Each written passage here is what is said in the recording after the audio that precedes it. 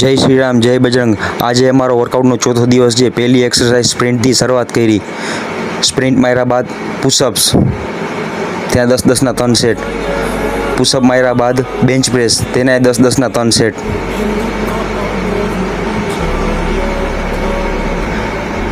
Bench પ્રેસની exercise પતાવ્યા બાદ dumbbell પ્રેસના 10-10ના 3 set માર્યા।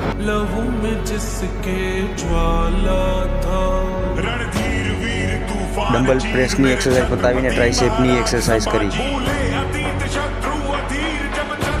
તેના 10-10ના 3 સેટ। ત્યારબાદ દેશી ગદા ફેરવી,